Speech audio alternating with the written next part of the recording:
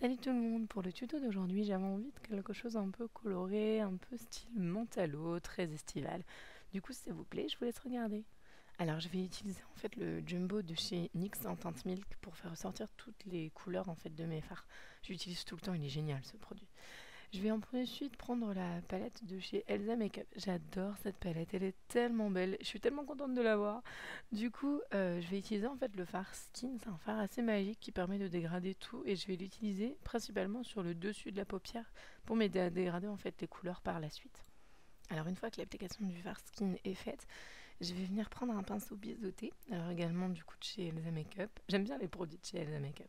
Et du coup celui-ci va me permettre, avec le fard Makeup Geek Dragonfly, qui est un mat en fait, dans la collection des mats, de créer mon crease. Alors c'est un crease en fait qui n'en est pas vraiment un puisqu'il va disparaître par la suite.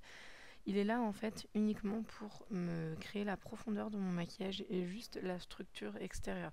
C'est pas, je vais pas le laisser comme ça en fait. Voilà, une fois que c'est terminé, du coup, je vais passer à la suite. Bon, je remets un petit peu de fard skin encore. Je vais réappliquer le Jumbo également en centre de la paupière pour faire ressortir le fard que j'utilise après. Du coup, ce fard-là, en fait, ça va être le... Ouais, vous inquiétez pas, ça va pas rester comme ça. Après, ça va être en fait le fard qui s'appelle... Alors, Thor Things, avec mon accent pas terrible, de chez Makeup Geek également, qui est donc le fameux fard Mentalo qui fait ressortir, je trouve, ce make-up là.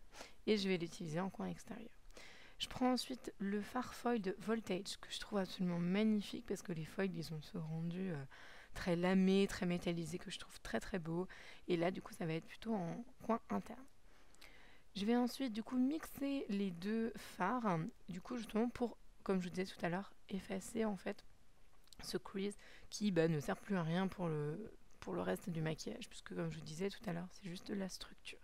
Donc j'estompe, j'estompe, j'estompe. Voilà, une fois que c'est terminé, voilà ce que ça donne. Alors du coup, je vais prendre un pinceau encore de chez Elsa avec le fard Corrupt, donc qui est le noir, et le Dragonfly mélangé pour recréer en fait de la dimension et de la structure à mon maquillage. J'aime bien travailler les noirs en fait en coin externe, je trouve que ça donne beaucoup de relief en fait, ça fait ressortir. Voilà, une fois que du coup j'ai estompé les fards, voilà ce que ça donne. Ça commence à prendre un petit peu plus forme déjà et ça fait un peu moins peur. Alors j'ai fait mes sourcils hors caméra et pour le dessous d'œil j'utilise le Freak de chez Urban Decay. Je vais également en fait en dessous d'œil mais au centre utiliser en fait le Skinny Fit Kajal de chez Kiko. C'est la teinte numéro 2 Mata Oki. Je crois qu'il n'existe plus en revanche, je suis pas certaine de ce que j'avance. Et j'ai coupé étonnamment mais en fait j'utilise le LSD en coin externe donc je sais pas pourquoi j'ai coupé. Et avec le Corrupt, je fais en fait mon eyeliner en fait en poudre. Finalement après je change d'avis et je le refais au liner. Donc bon, je change d'avis souvent dans le maquillage. J'utilise ensuite la base fixatrice de chez Makeup Revolution que j'aime beaucoup, que j'utilise toujours en début de maquillage pour commencer mon teint. Avec le Beauty Blender, j'utilise le Naked Skin de chez Urban Decay en teinte 05. Bon, j'avoue, mon Beauty Blender est en fin de vie, c'est un peu la catastrophe, il faut que j'en rachète un autre. Et du coup, voilà, j'applique mon fond de teint tout simplement. J'aime beaucoup l'application Beauty Blender, je suis un peu une grande fan. Pour le correcteur et l'anti-cerne, après, je vais utiliser le Naked Skin également. Non, non, j'aime pas du tout Urban Decay. Et ma tonalité, c'est la Light Warm. Et j'utilise aussi la Fair World de temps en temps. Mais là, c'était la Light Warm. Donc je fais un léger contouring avec et j'estompe au Beauty Blender pour faire mon teint en fait tout simplement j'utilise toujours le Beauty Blender.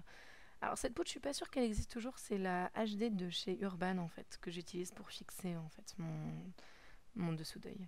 Une fois que j'ai poudré le dessous d'œil, je termine avec le pinceau poudre. Donc voilà, je trouve le rendu de cette poudre très naturel et elle est vraiment bien lissante, j'aime beaucoup. Voilà. Pour tout ce qui est du bronzer, j'utilise en fait celui de chez Tarte, pardon, qui s'appelle Park Ave Princess. Voilà, que j'utilise tout simplement en fait sur l'os. Voilà. Le Luminoso en béquille de blush de chez Milani, c'est un de mes préférés. C'est un peu mon joker quand je sais pas quoi utiliser en fait. Il est nude et en même temps il s'accorde avec tout, je trouve. Voilà, donc c'est un petit peu mon best.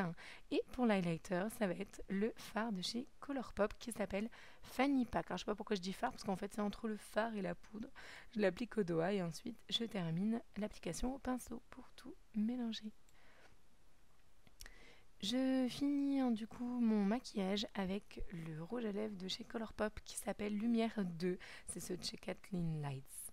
Et voilà, le maquillage est complètement terminé. J'espère que ça vous a plu. Et en tout cas, je vous fais des gros bisous. Et je vous dis à la prochaine. Salut!